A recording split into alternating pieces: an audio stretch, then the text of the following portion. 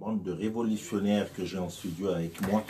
Je redis bonjour à Jade. Bonjour Cyril. Comment vas-tu? Bien et toi? Très bien. Il fait une température agréable dans ce studio. Ne nous relançons pas sur le sujet. Le contraire de ce qu'il y a dehors, quoique ce qu'il y a dehors n'est pas si dramatique, puisqu'il fait un petit -15, puis ça fait du bien aux cellules. Ça remet en forme, puis c'est parfait, on se couvre et puis on vient à... Voilà, on n'est pas en Guadeloupe, on est à Montréal. Je salue la Guadeloupe, je salue la Kanaki, je salue les Caraïbes.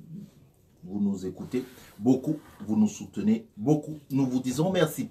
Excuse-moi, Jade, je profite de ta chronique pour dire ça, hein, mais il fallait bien leur faire un petit coucou. Jade, on va en Angleterre. Oui. On ne sort pas de l'actualité, on est tellement branché sur l'actualité que tu as choisi de nous parler du Brexit. Exactement, et je pense que beaucoup de gens, comme j'ai dit, vont lever les yeux au ciel. Vous devez en avoir marre d'entendre parler du Brexit. Pas nécessairement. Ah, pas nécessairement. Moi, je fais partie des gens qui en avaient marre d'en entendre parler. Non seulement je trouve que donc, tu sais, le Brexit occupe énormément d'espace médiatique, mais en plus, il y a un côté flou en fait. On ne sait pas trop qu'est-ce qui se passe. On sait que ça a été voté il y a 2 ans, mais depuis, il semble avoir 36 000 événements, 36 000 mises à jour. Et on ne sait pas trop où ça en est. Donc je me suis dit, tiens, je vais m'intéresser au Brexit, mais moi je vais m'intéresser à qu'est-ce que représente le Brexit pour les communautés noires et ou racisées anglaises. Tiens. Pourquoi tu as l'air blasé? Non. Tu as toujours l'air blasé. Non, mais non. Bon, au contraire. n'est-ce pas? On va refaire un petit contexte historique juste pour que, comme j'ai dit, on puisse avoir un peu une image un peu plus claire de ce que c'est que le Brexit et pourquoi c'est absolument important de s'interroger sur l'angle de la race qui a joué, en fait, qui a été un pilier central dans ce qui est devenu aujourd'hui le Brexit. Et pourquoi je le dis ça? Alors, contexte historique, il faut savoir que c'est en 2013 que David Cameron, l'ancien Premier ministre anglais, promet un référendum sur donc l'appartenance à l'Union européenne, dit « J'organiserai un référendum et la question, le choix sera très simple, in ou out. » Okay. On reste ou on part. Il faut bien comprendre que David Cameron, lorsqu'il fait cette promesse, il le fait, on estime que c'est grâce à cela qu'il va gagner les législatives. Parce qu'il y a cette idée un peu qui fait cette promesse pour calmer un peu les plus conservateurs et les plus, on va dire, mécontents des électeurs face à l'État de l'Angleterre, actuellement de la Grande-Bretagne. Et donc, il fait un peu cette promesse en se disant, ça ne mènera nulle part, bien sûr, qu'ils vont voter le out. Pourquoi? Parce que David Cameron va vraiment faire campagne contre le Brexit, d'accord? Donc, il va vraiment faire cette promesse en disant, en réalisant pas dans quoi il lance la Nouvelle-Angleterre, tenez, soyez pas trop mécontents, vous inquiétez pas, on fera un référendum. 2016... à la surprise générale, le out l'emporte. Le out l'emporte à 51,89%. Et là, ça va être une vague. On veut sortir de l'UE. Ouais. Donc ça va être une vague politique qui va cracher l'Europe, la Nouvelle-Angleterre, parce que littéralement, personne n'était prêt. Et quand je vous dis personne n'était prêt, même les personnes qui ont fait campagne pour quitter l'Union européenne ne pensaient pas la remporter, ce qui signifie qu'ils n'avaient même pas de plan pour si jamais on gagne, qu'est-ce qu'on fait? C'est pour vous dire à quel point ça a pris tout le monde de court. Non seulement ça prend tout le monde de court, mais donc David Cameron démissionne, hein, forcément, c'est comme un désaveu du Premier ministre, démissionne, prend sa place Theresa May. Theresa May, c'est la première ministre actuelle de la Nouvelle-Angleterre qui se retrouve avec le bébé Brexit à mettre en place. Elle était pour le Brexit. Hein. Elle a plus que bataillé, elle est conservatrice, plus que bataillé pour le out. Okay? Donc ça, c'est un peu l'historique très rapidement. Ce qui a vraiment été mis en avant par rapport au Brexit, c'était au niveau de la division des votes. Parce que ce référendum a vraiment mis en avant les divisions, les tensions qui existent au sein de la population de la Nouvelle-Angleterre, quasiment à tous les niveaux. C'est-à-dire que ce qu'on a surtout mis en avant, c'était notamment la division des votes au niveau des âges. C'est-à-dire qu'ils ont dit 73% des jeunes de 18 à 24 ans ont voté in, 60% des personnes de plus de 65 ans ont voté out. Et c'est même devenu un peu le slogan de les populations âgées ont décidé pour l'avenir de leurs descendants. Et ils ont mal décidé. Donc c'est beau, ça revient beaucoup dans les médias. Les jeunes vont payer le prix de ce que les vieux ont décidé. Donc, c'est vraiment revenu en avant. On a également beaucoup mis en avant la division géographique, ce qui est extrêmement important parce que je le rappelle, la Nouvelle-Angleterre, le Commonwealth, donc il y a plus de... Bon, le Commonwealth, bien sûr, n'avait pas à voter pour lui, mais même au niveau de la Nouvelle-Angleterre, vous avez l'Irlande, vous avez l'Écosse. Donc, il y avait quand même une division géographique très importante. Ce qui s'est passé, c'est que l'Écosse a voté massivement in, l'Irlande du Nord a voté massivement in, l'Angleterre, la Grande-Bretagne, a voté massivement out. Donc, il y a même eu à un moment donné un débat de l'Écosse qui disait, si vous partez, nous on reste, ça va être guerre civile, dégagée. Enfin, c'est vraiment monté très haut. Donc, il y a cette division-là. Aussi, pour ceux qui connaissent un peu l'histoire de la Nouvelle-Angleterre, c'est très critique au niveau de l'Irlande du Nord, l'Irlande du Sud. Il y a des risques de guerre civile si on ne se décide pas au niveau des frontières, mais on ne va pas s'attarder là-dessus, mais c'est pour vous montrer à quel point toutes les tensions sont remontées pendant ce référendum. Il y a également la division économique. Ça aussi, c'est très important. C'est-à-dire qu'on s'est rendu compte que toutes les personnes, les employés, les personnes qui avaient un job, ont voté majoritairement pour rester dans l'UE, tandis que les chômeurs et les chômeuses ont voté massivement pour quitter l'UE. Un peu cette idée de mécontentement dans leur situation économique et sociale. On veut sortir de l'UE parce que l'UE est responsable de notre sort. Ça aussi, c'est très important à mettre en avant. Et enfin, par contre, il y a eu également division banlieue-campagne. Hein. Là, Londres a voté IN, les régions industrielles du Nord ont voté massivement hard, donc toutes les divisions étaient présentes. Par contre, une division qui a été passablement quand même ignorée au niveau des médias et qui pourtant est importante au niveau des discours, des débats et de la controverse, et surtout des campagnes au sein du Brexit, c'est que 53% des Blancs ont voté out, tandis que 73% des Noirs ont voté in. Ce qui est une division extrêmement marquée, même voire quasiment aussi marquée qu'au niveau de l'âge. Tu reprends un peu cette... 53% des Blancs, donc majorité des Blancs, ont voté pour sortir de l'UE. 73% des Noirs ont voté pour rester dans l'UE. D'accord? C'est une division qui est aussi marquée que la division des âges. Et pourquoi elle est extrêmement importante? Parce que c'est une division qu'il faut avoir en tête lorsque vous regardez la manière dont la campagne électorale autour du Brexit, la campagne autour du référendum s'est déroulée. C'est-à-dire quels sont les arguments qu'on a utilisés pour vendre à la population l'idée de sortir, c'est le bon choix. Donc on va revenir là-dessus. Pourquoi? Parce qu'il faut bien comprendre que la campagne du Brexit s'est fait, il y avait un peu deux options. C'est-à-dire qu'on faisait une campagne soit d'un point de vue économique, parce qu'en ce moment, la Nouvelle-Angleterre, c'est un peu le désastre au niveau économique. Donc, on dit si jamais... En fait, les responsables, c'est l'UE, on leur paye trop de taxes, etc. Si on sort, ça ira mieux. Sauf que d'un point de vue économique, ça faisait pas sens. Tous les spécialistes de la question qui venaient prendre la parole disaient si on sort de l'UE, ça va être un désastre économique. Actuellement, ce qui nous permet de nous tenir encore, c'est de faire partie de l'UE. Puisqu'ils en profitent, oui. Exactement. Je rappelle, l'Angleterre a encore la livre, ils ont pas rejoint l'euro, donc c'était pas non plus un an qui aurait pu marcher au niveau de la population. Donc ils avaient deux options, soit partir du point de vue économique, ça ne marchait pas, soit partir du point de vue de l'immigration. Et là, ça a été la porte ouverte à tout et n'importe quoi parce qu'ils ont joué la carte de l'immigration ad nauseum, c'est-à-dire au point jusqu'à en vomir. Il faut bien comprendre que la philosophie centrale de l'Union européenne, c'est l'idée de libre circulation des populations, d'accord? C'est un peu l'idée centrale de ce qui est libre circulation des biens, donc la libre circulation économique, et la libre circulation des populations. Et donc, on va jouer contre cette grogne de l'UE ouvre toutes les frontières et que donc nous, en tant que Nouvelle-Angleterre, on n'a pas le droit de gérer nos frontières. N'importe qui rentre ou qui habite l'Europe a le droit de venir chez nous et on ne peut pas gérer toute cette migration. Et en fait, ce qui va se jouer, c'est qu'il faut comprendre que l'Europe, en 2004, s'est étendue et a accepté notamment les pays d'Europe de l'Est, qui, du fait de l'histoire, du fait de la Seconde Guerre mondiale, etc., sont des pays qui sont plus pauvres par rapport au reste de l'Europe. Donc, l'Europe s'étend, accepte des pays de l'Europe de l'Est, et donc, parce qu'il faut respecter la philosophie de l'Europe, les populations habitantes de l'Europe de l'Est, qui ont des populations majoritairement plus pauvres que le reste de l'Europe, ont le droit de circuler librement, et donc peuvent se déplacer, aller en France, aller en Angleterre, notamment, pour le circuit. Et donc, ils se rendent compte, par exemple, qu'il y a eu beaucoup plus d'immigration de l'histoire contemporaine de l'UE, notamment il y a eu plus de 300 000 personnes qui sont entrées par rapport à ce qui est sorti de l'UE, ce qui est techniquement un record. Donc, il faut comprendre que non seulement il y a eu ça qui a joué, mais il y a eu aussi il faut se rappeler toute l'hystérie médiatique, politique et générale qui s'est fait notamment autour de la crise des réfugiés syriens. Cette idée que toute cette population allait débarquer et allait quelque part provoquer le renversement de l'Europe et on ne pouvait pas les empêcher de rentrer parce qu'ils rentraient par la Croatie, la Slovénie, etc. Donc ça a été quelque part la carte bonus dans l'immigration. Pour vous montrer à quel point ils y sont allés, mais la porte a été ouverte pendant la campagne, on a eu par exemple Nigel Farage, qui est le leader de UKIP, qui a utilisé un poster, où en fait le poster, on voit une file de migrants. Donc, et en sous-titre, il a écrit Breaking Point. Donc, on est en point de basculement.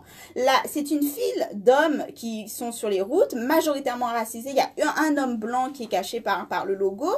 Et en gros, cette idée de Stop the World, arrêtez-les parce qu'ils vont arriver, on va basculer. En fait, cette photo-là a fait scandale. Il y a même on a porté plainte parce que c'était appel à la haine raciale. Et c'est vraiment, en plus, ce qui est encore plus cynique, c'est que c'est une photo de réfugiés syriens au moment où passer la frontière Croatie-Slovénie. Donc, je rappelle, réfugiés syriens, c'est la guerre chez eux. Il y a des millions de morts, donc ils essayent de fuir. Il va utiliser cette photo, mais sans mettre le contexte. Donc, on a l'impression que ce sont des personnes qui s'apprêtent à franchir la frontière de l'Angleterre avec cette idée d'attaque envers la Nouvelle-Angleterre, prendre le territoire. Theresa May, qui est donc la première ministre actuelle, à l'époque où elle était ministre de l'Intérieur, elle va autoriser une campagne où ce sont des bus qui vont circuler en Nouvelle-Angleterre avec marqué « Go home ». Donc, rentrez chez vous. Si vous êtes ici illégalement, on vous arrêtera. Et en dessous, il y avait marqué appelez tel numéro si vous pensez que votre voisin ou quelqu'un que vous connaissez est ici illégalement. On avait ces bus donc qui circulaient en Nouvelle-Angleterre avec, par exemple, il y avait des bus avec marqué 106, le nombre de personnes que nous avons arrêtées la semaine dernière. Le bus suivant, 211, le nombre de personnes que vous nous avez aidé à arrêter la semaine dernière. Et ça, c'est dans la campagne du Brexit. Et ça, c'est pendant la campagne du Brexit, exactement. Et aussi, ce qui est très intéressant, c'est que la campagne du Brexit, qui n'est pas un cas isolé en soi, va réutiliser les mêmes tentatives qu'on a vues que ce qu'a utilisé Trump et que ce qu'a utilisé Bolsonaro pour se faire élire. Ou plutôt, Bolsonaro a utilisé ce que Trump et le Brexit avaient fait, c'est-à-dire balancer des campagnes de mensonges à travers les réseaux sociaux pour jouer sur les peurs des gens plutôt que sur les faits. Donc, par exemple, on va même avoir des bus qui vont circuler en Nouvelle-Angleterre avec marqué on paye 350 millions d'euros de livres à l'UE chaque semaine et on ne gère pas nos frontières. C'est faux. Mais on se rend compte que 2 ans plus tard, il y a encore plus de 40% de la population qui considère que c'est encore vrai. Ils vont inventer des chiffres au niveau de l'immigration qui n'ont ni queue ni tête, mais ils vont juste constamment les bombarder sur les réseaux sociaux, notamment WhatsApp. Et ça va marcher. Donc, il faut bien comprendre que le out du Brexit va fonctionner parce que on va mettre la carte de si ça ne va pas en ce moment en Angleterre, c'est parce qu'on a trop de migrants et que les migrants viennent prendre nos jobs. On ne peut plus gérer nos frontières, l'UE gère nos frontières à notre place. Voilà pourquoi on doit sortir. Conséquences immédiates, augmentation de 100% au niveau des crimes de haine, augmentation des pics en fait au niveau des tensions raciales et notamment donc des agressions verbales, agressions physiques, agressions sur Internet. Et surtout, bien sûr, comme je l'ai dit, immigrants, il faut bien comprendre que ça devient un mot-clé pour parler de race. Parce que, je rappelle, la communauté noire en Nouvelle-Angleterre est énorme. Du fait de l'histoire de la Nouvelle-Angleterre, colonisation, mais également après la Seconde Guerre mondiale, ils vont faire appel à énormément, par exemple, de population jamaïcaine pour venir aider à reconstruire la Nouvelle-Angleterre, les villes, après donc la Seconde Guerre mondiale. Donc, on a une énorme communauté noire, racisée également en Nouvelle-Angleterre, qui sont là depuis plusieurs générations, qui sont là depuis les grands-parents, les arrière-grands-parents, mais qui vont être ciblés par ces attaques, parce qu'on va associer immigrants à couleur. Et bien sûr, il faut se rappeler que l'Europe, la grosse majorité des gens qui circulent au sein de l'Europe l'immigration est blanche, en fait. Sauf qu'avec cette utilisation du terme immigration, et parce que la manière dont les discours médiatiques ont créé l'image autour du migrant, on a cette idée du migrant noir racisé. Donc quand on parle de migrants en Nouvelle-Angleterre, ils ne parlent pas des migrants français. En Angleterre. Ils ne parlent pas du français blanc qui vient de Bretagne, qui a traversé. Non, ils parlent de la personne racisée qui peut-être est là depuis 4-5 générations, qui n'est absolument plus migrant, mais qui parce qu'elle est noire, va apparaître comme le migrant qui a pris mon job. Donc il faut vraiment comprendre ça par rapport au Brexit. C'est vraiment l'angle principal. Donc, le vote out l'emporte. Ce qui signifie qu'il faut bien comprendre, ils ont voté majoritairement parce que l'idée les a séduites. Oui, en effet, il faut qu'on referme nos frontières. Cela signifie que les Noirs, on n'en veut plus. Les personnes racisées, on n'en veut plus. Et les crimes vont suivre automatiquement derrière ça. Pour donner un petit contexte au niveau de l'actualité, et je rappelle, la Nouvelle-Angleterre fait partie du Commonwealth, ce qui signifie que l'Inde, ce qui signifie l'Australie, il y a encore énormément, population caribéenne, africaine, asiatique très importante dans les relations économiques. Donc, le fait que le Brexit se soit joué là-dessus est extrêmement préoccupant pour l'avenir des populations racisées qui ont à dealer avec la représentation ou le poids politique de l'Angleterre dans le poids politique de leur propre pays, qu'il soit là-bas ou pas. Ok? Donc, il faut vraiment se mettre ça en tête. Tout à fait. Pour conclure, parce que il faut avancer, pour se remettre un peu dans l'actualité, comme j'ai dit, donc en 2016, le vote out l'emporte. Ça fait 2 ans. Il faut comprendre qu'actuellement, vu qu'ils ont voté, la date de sortie est fixée au 29 mars 2019. C'est là, c'est bientôt. Dans quelques semaines. C'est dans quelques semaines. Oui. Voilà pourquoi on en entend de nouveau parler. Pourquoi? Parce qu'en 2017, donc, ils déclenchent le processus. On ne peut pas juste sortir de l'UE. Il y a tout un tas de négociations à mettre en place au niveau de l'économie, des frontières, de la politique. Qu'est-ce qui se passe pour les Européens qui vivent déjà en Angleterre ou les Anglais qui vivent ailleurs? Donc, il y a tout un tas de choses à régler.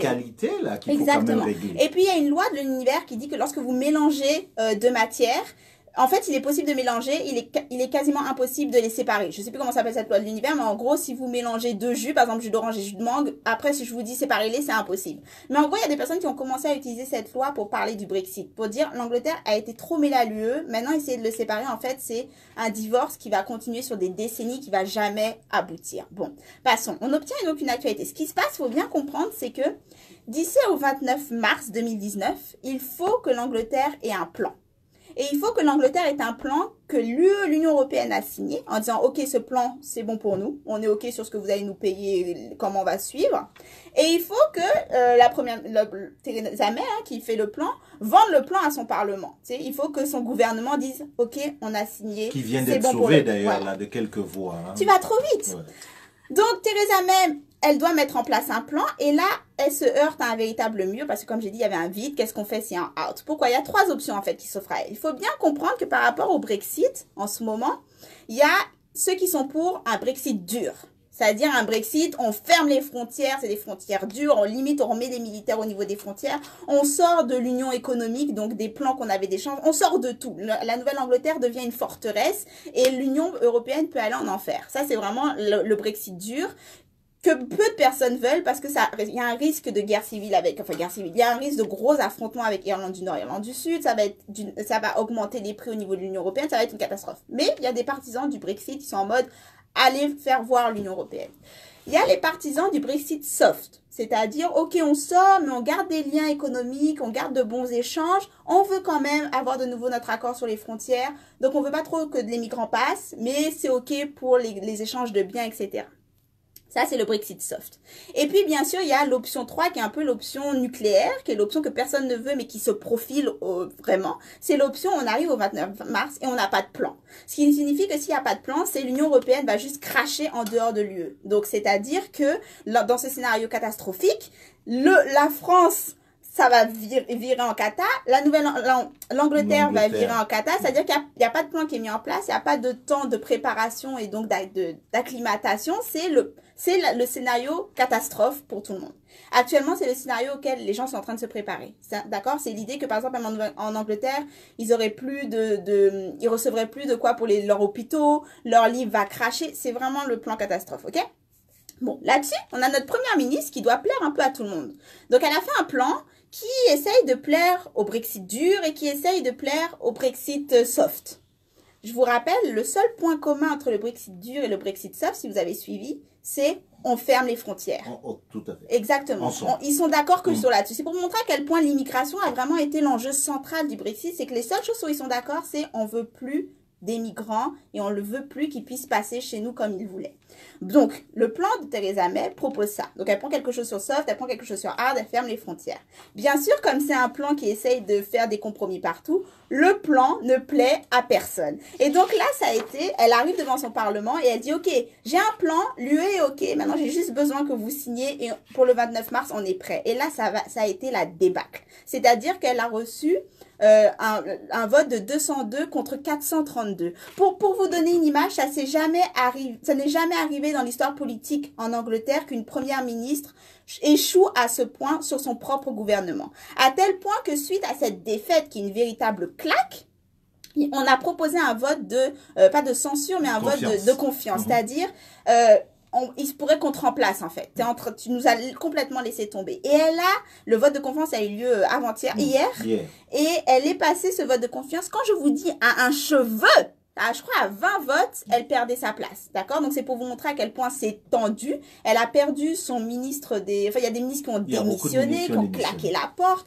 C'est la débâcle en Angleterre. Et donc, les tensions sont revenues. Il y a quand même des tensions. Il y a eu même des éclatements, des échauffourées avec les forces de l'ordre. Il y a toujours une partie de la population qui demande à ce qu'il y ait de nouveau un vote, qui ne veulent pas du Brexit. C'est la catastrophe en Angleterre. Et le 29 mars, c'est demain. Techniquement, le calendrier, c'est demain. Donc, Theresa May dit, OK, vous voulez pas de mon plan, je vais aller renégocier le plan avec l'Union européenne. Puis l'Union européenne a dit, ben non, nous, on a choisi votre plan, maintenant, gérez votre merde, en fait, en gros. C'est ce qui est en train de se passer. Donc, l'Union européenne refuse de renégocier le plan. Le gouvernement de Theresa May refuse de signer le plan. Là-dedans, Theresa May se retrouve un peu au milieu de toute la débâcle. Et personne n'est content. Et on joue au yo-yo avec les migrants. Et on joue, et là-dedans, faut rester en tête qu'on joue au yo-yo avec les migrants, qui sont de toute façon, quoi qu'il se passe, perdants. Ouais. Parce que quoi qu'il se passe, les sanctions retombent, les sanctions retombent sur l'immigration et sur les frontières parce que c'est le seul point où tout le monde est d'accord, à part bien sûr les communautés noires et racisées qui sont sur place, qui sont même pas en plus migrants ou pas, et les populations migrantes qui vont racisées, parce qu'on s'entend, ça ne touche pas vraiment, comme je l'ai dit, les blancs et les blanches. Donc, c'est pour vous montrer en fait comment le Brexit actuellement est en train de refléter même des experts sont en train de dire, c'est le reflet des limites de nos démocraties actuellement. Lorsque la démocratie ne suit pas les faits, mais suit les peurs. Donc, lorsque le vote suit juste les mécontentements, les peurs avec lesquels les politiques jouent, voilà les limites de la démocratie. Parce qu'il y a vraiment cette idée de la population a voté, il faut suivre le vote, sauf que tous les experts disent la population a voté en n'ayant pas de vrais faits, parce que les politiques ont joué les démagogues, ont joué les populistes. Donc ça, c'est les limites de la démocratie. Le Brexit est en train de ruiner ce que des décennies a travaillé à mettre en place. Donc, j'espère que ma chronique vous a permis de remettre un peu de clarté dans ce qui est en train de se passer, de vous montrer à quel point pourquoi la carte raciale est au cœur des conflits qui se passent et de la débâcle politique qui se passe actuellement avec le Brexit. Et je conclurai là-dessus. Pourquoi on en arrive là, ici, en Angleterre, mais également au Brésil, mais également avec la CAQ, mais également avec la France. C'est parce qu'actuellement, on a un système de société capitaliste déchaîné qui est en train de s'écrouler, qui s'écroule parce que les inégalités sociales, économiques sont tout simplement intenables. Le 1% des plus riches ne continue de s'enrichir sur les plus pauvres. Donc, on a un système de société qui est en train de se casser la figure. Et plutôt que d'avoir des politiques qui disent « Ok, ça se casse la figure parce qu'on a un modèle capitaliste qui n'est pas gérable, ni moralement, ni éthiquement, ni démocratiquement, ni économiquement, ce n'est pas gérable, il faut qu'on attaque », on a des politiques qui disent « En fait, le problème, c'est les migrants ». Donc, plutôt que de dire non, ça échoue parce qu'on a une société qui essaie juste de créer des richesses pour les riches et il n'y a pas de redistribution équitable de cette richesse et c'est normal que les gens soient mécontents et on va attaquer le problème de fond, ils jouent la carte de en fait, c'est parce que juste il y a trop de noirs qui viennent chez nous. Et voilà où on en est aujourd'hui. Merci beaucoup. Jade a commencé sa chronique en disant qu'il y avait des gens qui en ont marre du Brexit. Quand vous allez regarder votre télévision, et que vous allez voir Theresa May ou le Brexit et l'entendre parler, pensez à cette chronique. Ça va faire, et ce que tu viens de dire, tu l'as vraiment dit surtout dans ta conclusion, quand je parlais dans mon bloc-notes de la crise des gilets jaunes, oui, dont je veux dire un mot, et je vois tout de suite le lien, parce que tu as dit un certain nombre de choses que je retrouve dans le discours qu'on trouve aujourd'hui en France. Merci Jade, on se dit à jeudi prochain pour la chronique, mais tu es encore là, tu bouges pas. Mais oui, toujours, jusqu'à 13h. On ne sait jamais.